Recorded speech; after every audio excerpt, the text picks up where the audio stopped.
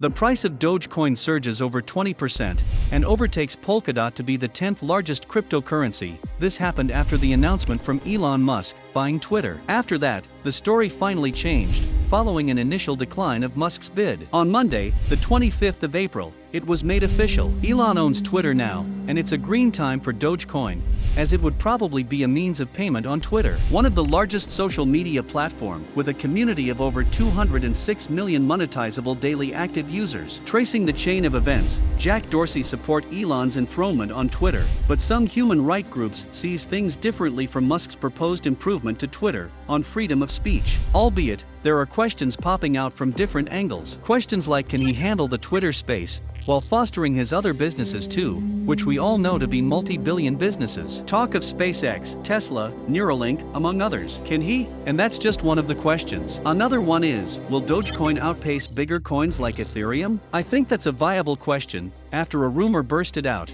and choked the airspace that users will pay before getting Twitter downloaded on their devices. Picking from the pieces of Elon's achievements, even, will gather that he's all about the digital space, and he's all in. With that in check, Dogecoin is most likely going to be the means of payment. I'm just assuming, but from all indications, Elon can do that. Let's look into the Elon Musk's Dogecoin Twitter charade. It's dawning on us though, gradually. Elon Musk has purchased Twitter for $44 billion. The agreement comes about a month after the eccentric billionaire entrepreneur made public his almost 9% interest in Twitter, giving him the microblogging site's single largest individual shareholder. Following this, Musk was invited to join Twitter's board of directors, which he rejected. He announced his proposal to purchase Twitter a few days later, according to a filing with the U.S. markets regulator Securities and Exchange Commission, SEC. Musk was believed to have put together a $46.5 billion financial package to purchase Twitter earlier on Monday. Late Monday, Twitter announced that it has reached a definitive agreement to be acquired by a company entirely owned by Elon Musk for $54.20 per share in cash in a deal valued at about $44 billion in a transaction valued at approximately $44 billion. Twitter will become a privately held business when this deal is completed. This isn't the first time that Elon Musk-related news has sparked a cryptocurrency rise. Because of Musk's statements, the token has seen many rallies. Elon Musk recently proposed numerous methods to enhance the Twitter service. He also recommended that Dogecoin be used as a payment method on the social media platform. Just as I presumed. I think I'm making sense. Something slightly strange happened though. You know, Musk is a well-known Dogecoin pumper, having utilized the social media site on multiple occasions to promote the dog cryptocurrency. In a way now, it isn't sitting well with some Twitter board members, I would say. They even showed less concern to the Twitter stock, that jumped 5% amid the wave of the news. No doubt, Elon is a king. Yeah, about the strange thing, a race that has been on for a while, finally got a major overturn of events. Amid the news, Dogecoin flipped Polkadot to become the 10th biggest cryptocurrency in the world by market value. Surely, many other feats will be reached for the Dogecoin. Still on Elon's Twitter requirement. There's some sweet things I would like to experience on Twitter, myself, and that, he mentioned. But before I go into it fully, don't forget to subscribe to my channel,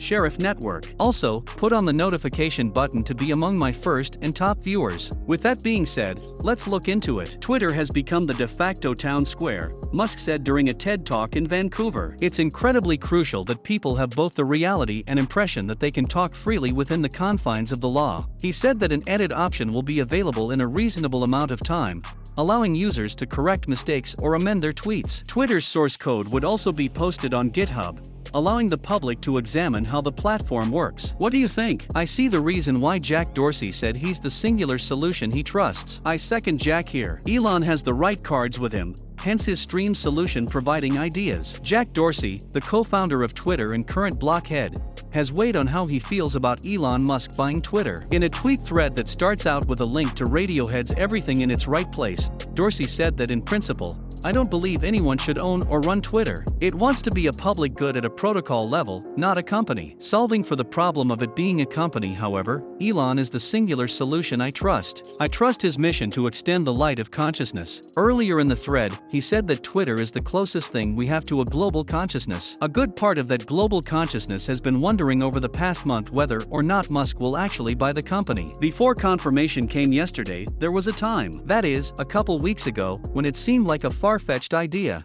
However, in all of this juicy news, humanitarian groups are concerned that Elon Musk's acquisition of Twitter would result in a rise in hate speech on the platform. Well, let's see the points. Here's an email from Deborah Brown, a digital right researcher and advocate at Human Rights Watch. Regardless of who owns Twitter, the company has human rights responsibilities to respect the rights of people around the world who rely on the platform. Changes to its policies, features, and algorithms, big and small, can have disproportionate and sometimes devastating impacts, including offline violence. Freedom of expression is not an absolute right, which is why Twitter needs to invest in efforts to keep its most vulnerable users safe on the platform. Does she have a point? You decide. There's something that I'm gonna think about, but wouldn't let it alter my happiness for a new Twitter space. So, what's next? Now that Elon owns Twitter, there are a lot of unanswered issues regarding how Elon Musk's leadership would affect the corporation. Will he attempt to improve it by removing some of the safeguards against harassment and disinformation that have been put in place to take the edge off its worst tendencies?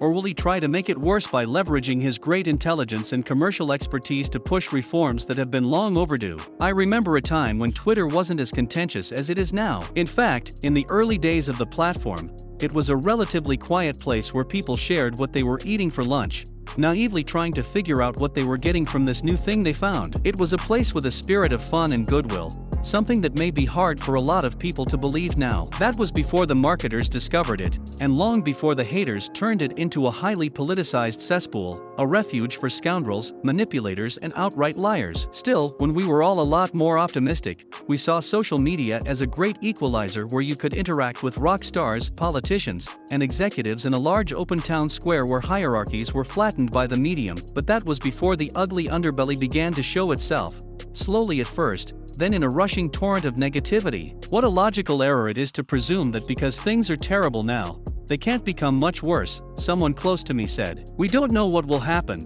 but when the world's wealthiest man acquires a significant online social gathering place, it's easy to envisage him transforming it into his own vision of what online social should be. How active could he be in using his new toy and helping people he wants to see in office get their messages out? As well as how he may hamper/cripple/ban competitors from using the platform. Same thing applies to potential business competitors. How many will feel the need to kiss the ring in order to have full access to the power of the channel, Leary wondered. In the worst case, Musk could make Twitter his own personal social playground. In the best, he will work to improve some of the long-standing problems that have plagued the platform for years. In a statement on the deal, Musk said that he wants to make Twitter better than ever by enhancing the product with new features, making the algorithms open source to increase trust, defeating the spam bots, and authenticating all humans. Why don't you cross your legs and your fingers as we all await what Elon Musk is bringing in for all of us? As for Dogecoin, the moon isn't the limit anymore.